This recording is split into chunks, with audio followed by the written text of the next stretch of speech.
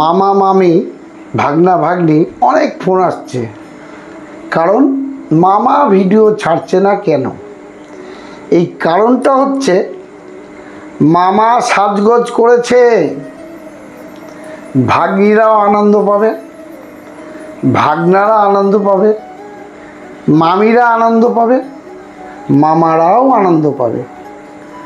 যাই হোক, আমার এই মায়ের মন্দির শুরু করার জন্যে আমি ভিডিওটা ছাড়তে পারিনি, কারণ আমার মায়ের মূর্তি কিভাবে আছে, সাজানো হচ্ছে, সবাইকে দেখাবো।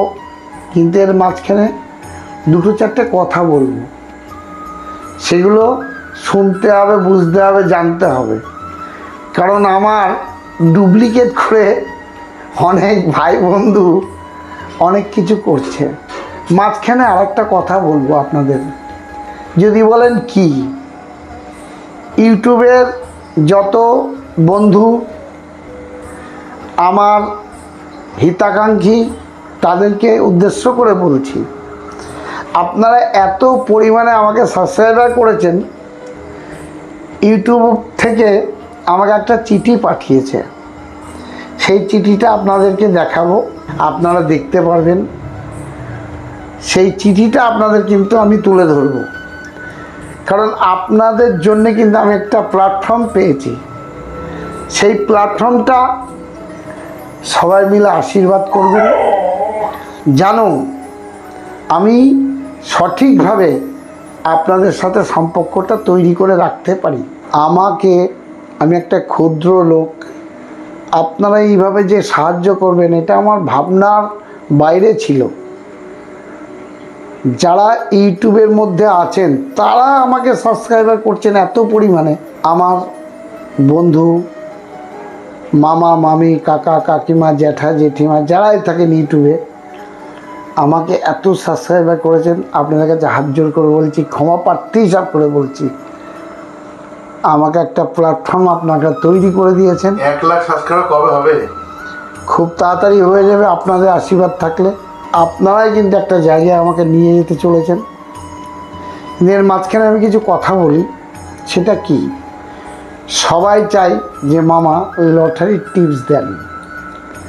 নিশ্চয়ই কম বেশি দেব, সেটা কিভাবে দেব জানতে হবে, বুঝতে হবে, শুনতে হবে, টোটাল ভিডিওটা দেখতে হবে।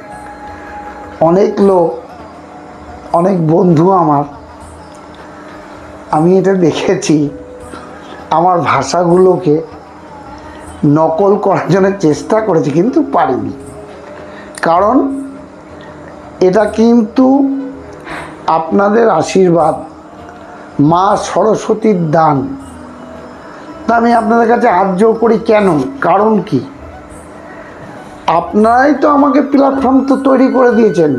আত্ম অহংকার মারাত্মক খারাপ, পর সমালোচনা মারাত্মক খারাপ।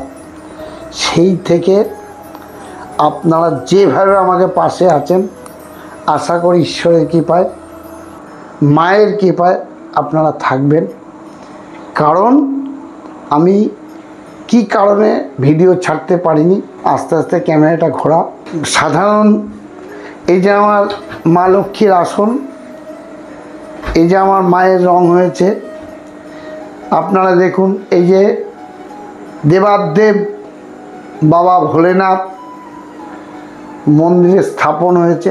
কালকে সোমবার পুজো আছে, আপনারা আসবেন, আনন্দ উপভোগ করবেন, আমার পাশে থাকবেন।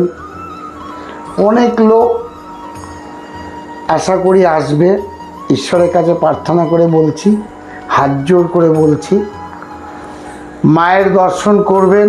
মায়ের চুরফুর কিছুই লাগানো হয়নি, মায়ের শাখা বাঁধানো দিয়েছে একটি ব্যক্তি, পলা বাঁধানো দিয়েছে মায়ের। এই যে মায়ের যে বেশ করেছে সেই বেশের জন্যে মায়ের চুল দিয়েছে, মায়ের রং হয়েছে, মায়ের কালকে সাজানো হবে। আপনারা কালকে কিন্তু আসবেন। মন্দিরটা সবাইকে কি দেখানো হবে? 100% দেখানো হবে, আপনারা দেখবেন। ভালো লাগবে। কাল কীভাবে আসবে সবাইকে বলে দাও। নৈহাটি নেত্রালোক চোখের হসপিটাল এসে বলবেন, অথবা নৈহাটি কোনো রিক্সা স্ট্যান্ডে যেয়ে বললেই মামার বাড়ি যাব। আর যারা ধরো গাড়ি করে আসবে রোড দিয়ে, তারা কি করে আসবে?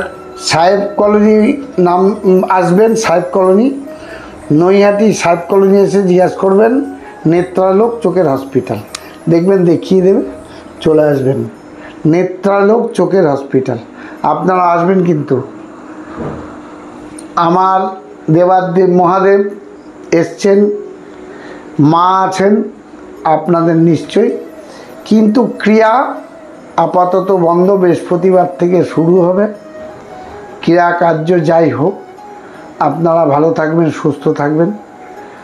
অনেক কথা বলছি কারণ অনেক ভাগ্নিরা ফোন করেছে, মামারা ফোন করেছে, মামা ভুলে গেলেন আমার নাতনি ফোন করেছে, কিন্তু আমার নাতনি একটা বাজে কথা বলেছে, দাদু টিকারেট কাটতে তো। এটা আপনাকে দিয়ে শুনতে হবে, কিন্তু এই ভাষাটা কেন বললাম, আমার ভাগ্নি শিখিয়ে দিচ্ছে, একটা বাচ্চা মেয়ে 3 বছর বয়স, তাকে শিখিয়ে দিচ্ছে তোর দাদুকে বল সিগারেট যেন না খায়। আমি সিগারেট খাই, আপনাদের কাছে হাত জোর করে বলছি আপনারা প্রার্থনা করেন মামা যেন সিগারেট খাওয়া তাড়াতাড়ি ছেড়ে দেয়।